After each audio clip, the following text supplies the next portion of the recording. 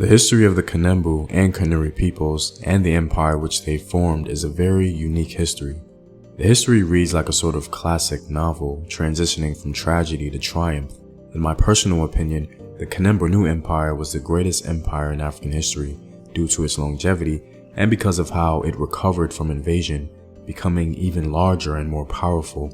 I think the history of the Kanem-Bornu Empire and how everything transpired can be a model for the Afro-descended community.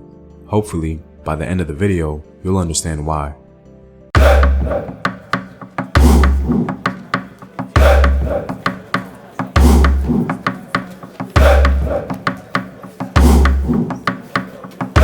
What up, African world? It's Home Team here, and welcome back to another video of African history, culture, and worldview. By supporting this channel on Patreon, you're helping in the creation of these videos and contributing to this content. On Patreon, you can find more in-depth courses on African history. Also, your support helps the channel grow, improving production quality and future animated projects. And with a word from my sponsors, there's a new social media platform dedicated to educating and uplifting our people. No longer do we have to be censored for speaking our truth. OBT Social is Black owned and operated, and a place where you can post your businesses and even monetize your content. You can visit the website at obtsocial.com. Links to everything in the description box below. Today, I want to speak about the history of the Kanembu and Kanuri peoples in relation to how the history of these Africans can be a model for us in the diaspora today. And thus, this video will be based on history but also include my own personal observation and analysis, so please consider that context. Now, of course, we as Afro-descended people can't model ourselves based on every ideological or moral standard these medieval African people displayed, but there are a few things we can learn from, like perseverance, purpose, and not forgetting where you come from.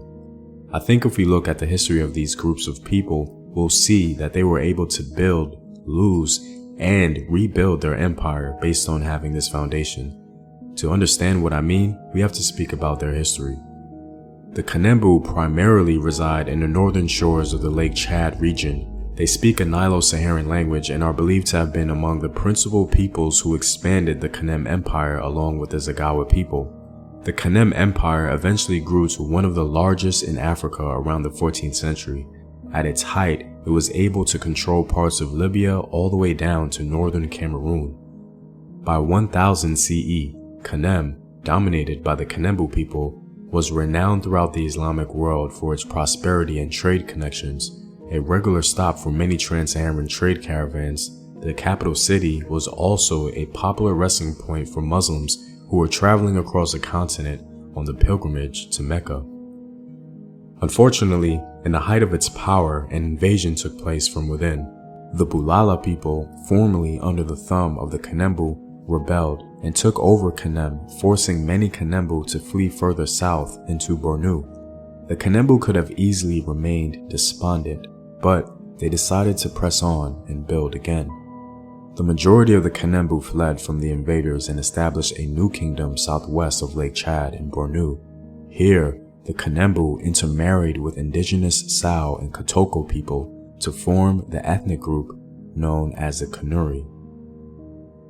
Around the late 15th century, Bornu eventually became powerful enough to reconquer Kanem, their homeland. Not only that, they were able to further expand their ancestral borders, becoming even more prominent and powerful. Bornu began to expand its economic prowess, and with increased revenue, they were able to invest. Among their biggest investors was the 16th century ruler, King Idris Aluma, perhaps the greatest king of the Kanem-Bornu Empire. One of the most instrumental things he did was import firearms from North Africa and invest in Turkish mercenaries to train his army. A wise move, especially considering the Songhai Empire to his west fell to modern firearms around the same time. This empire is no doubt one of the most underrated on the continent.